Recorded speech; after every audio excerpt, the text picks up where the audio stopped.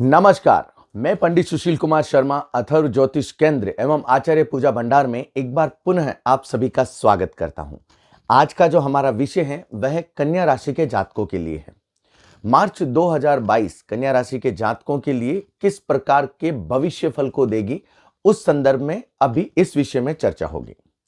यहां पर कन्या के ऊपर यदि ग्रहों के चलायमान स्थिति की बात की जाए तो केतु की स्थिति वृश्चिक राशिगत कही गई है। इसके साथ ही शनि, शुक्र, चंद्रमा, बुध, मंगल मकर राशिगत पंचम भाव में चलायमान है। सूर्य और गुरु की स्थिति को यदि देखा जाए तो यह षष्ठम भाव कुंभ राशि में चलायमान है और राहु की स्थिति को देखा जाए तो वह नवम भावगत वृषभ राशि में चलायमान है। यहां पर कन्या राशि के जातकों के लिए यदि पहले सप्ताह 1 से 7 मार्च की यदि चर्चा की जाए तो जो आरंभ है वह जातक के लिए बहुत सुखदायक रहेगा। कन्या राशि वाले जातकों के लिए आरंभ लाभदायक रहेगा। इसमें ऐसा कहा जाता है कि जातक जो काम करेगा वह उसमें लाभ की प्राप्ति के योग होंगे। इसके साथ ही कन्या राशि के जातकों के लिए यह जो समय अवधि है वह ऐसा कहा जाता है कि यह जातक को उसकी पसंद के अनुसार कार्य में लाभ की प्राप्ति देंगे। इसके साथ ही इसका जो मध्यम चरण है, इस समय अवधि में जातक कुछ नया कर सकता है, नए कार्य की शुरुआत कर सकता है। इसके साथ ही यहां पर जिस कार्य में जातक लगा हुआ है या नौकरी पक्ष में है, वहां पर जातक इस मध्यम चरण में कहीं ना कहीं गति पकड़ेगा। इस सप्ताह के अंतिम चरण की यदि बात की जाए जो 6 से 7 तारीख के मध्य है, यहां पर समय कन्या राशि के जातकों के लिए थोड़ा सा विपरीत रह सकता है। इस संदर्भ में ऐसा कहा जाता है कि यहां पर कन्या राशि के जातक किसी ना किसी व्यक्ति के साथ में अकारण उलझ सकते हैं, वाद विवाद बढ़ सकता है। यहां पर इन चीजों से लिए जातक दूर रहें। यात्रा यदि जातक कर रहा है तो यात्रा में भी जातक को कष्ट की अनुभूति हो सकती है और कार्य पूर्ण होने की संभावनाएं काफी कम रहेगी।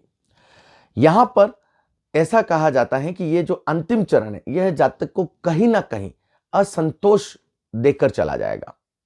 द्वितीय सप्ताह की बात की जाए जो 1 से 15 तारीख का है, 1 से 15 मार्च के मध्य कन्या राशि के जातकों के लिए यहां पर आरंभ अच्छा नहीं रहेगा। मानसिक चिंताओं से भरा रह सकता है, खान पान बिगड़ सकते हैं। लेकिन इस सप्ताह के मध्यम चरण में जातक को स्वास्थ्य में थोड़ा सा सुधार आएगा। जातक के कार्य हैं जो मर्जी के अनुसार होंगे। इसके साथ ही यहां पर घर में किसी ना किसी मांगलिक कार्य की शुरुआत हो सकती है। यहां पर जातक के लिए ऐसा भी कहा जाता है कि इस समय अवधि में जातक का मान सम्मान भी बढ़ेगा। यहां पर कन्या राशि के जातकों के लिए यह समय परिवार सुख की अनुभूति करवाएगा।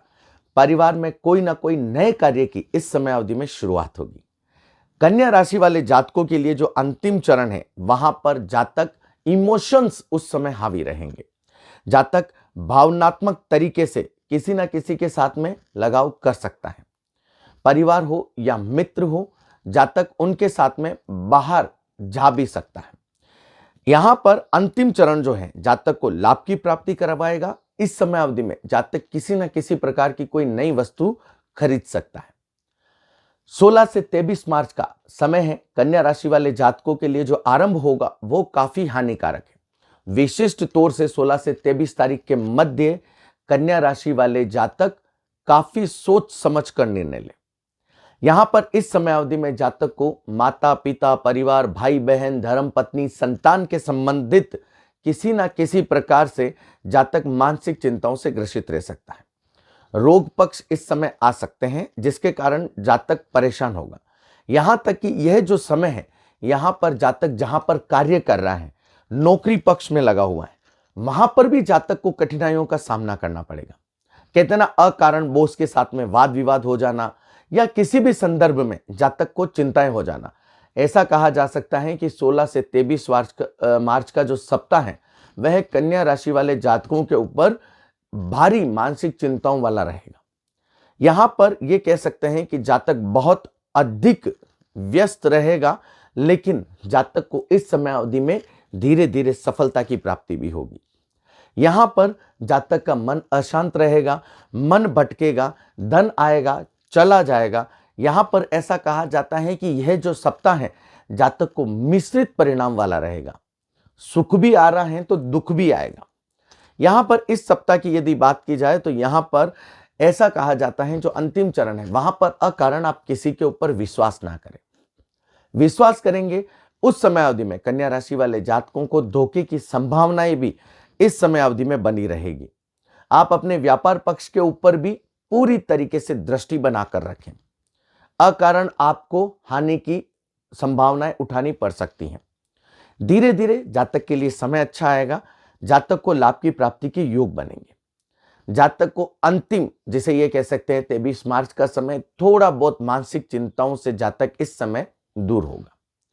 अंतिम सप्ताह की यदि बात की जाए जो 24 से 31 मार्च के मध्य है, कन्या राशि वाले जातकों के लिए आरंभ जो है वह थोड़ा चिंताओं वाला होगा। विश्वासघात की संभावनाएं इस सप्ताह में जातक के साथ में हो सकती है। जिसके ऊपर जातक अधिक विश्वास करता है हो सकता है कि कहीं ना कहीं वह ही जातक के अनुचित लाभ या फिर अनुचित नुकसान हो सकता है जातक को इस समय अवधि में। जातक ज्यादा विश्वास ना करें। अपने कार्य क्षेत्र के प्रति जातक स्वयं ध्यान दें।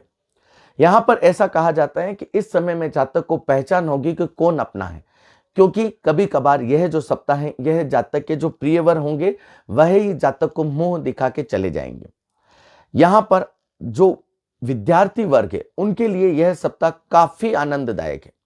यहां पर ऐसा कहा जाता है कि जातक को विद्यार्थी वर्ग को विद्या के प्रति लाभ की प्राप्ति होगी और वह यदि किसी कंपटीशन एग्जाम या कहीं पे भी तैयारी कर रहे हैं वहां पर भी यह सप्ताह जातक को लाभ की प्राप्ति देगा। यहां पर अंतिम चरण की बात की जाए तो जातक को भौतिक सुख सुविधाओं की प्राप्ति होगी। कुछ नया जातक इस समय अवधि में खरीद सकता है। मकान के संबंध में, भूमि के संदर्भ में, भवन के संदर्भ में, वाहन के संदर्भ में जातक कुछ नया ले सकता है। यहां पर जो अंतिम चरण है वह जातक को कहीं ना कहीं जिसे यह कहा जा सकता है कि जातक अपनी एक अलग राह को पकड़ेगा। वहां पर जातक को लाभ की प्राप्ति के योग बनेंगे। कन्या राशि वाले जातकों के लिए यह सप्ताह जो 1 से 15 तारीख की यदि कहा जाए तो यह 1 से 15 मार्च के मध्य थोड़ा सा ठीक है। परिवार के साथ भी रहेंगे, मांगलिक कार्य भी होंगे।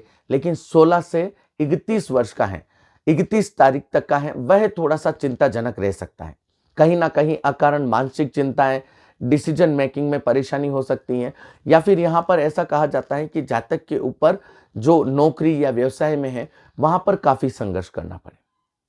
लेकिन फिर भी यदि जातक अपने इष्ट का ध्यान रखता है, जिनकी वह पूजा करता है, उनकी नियमित तौर से वह पालना करता है तो जातक को कहीं ना कहीं लाभ की प्राप्ति होगी।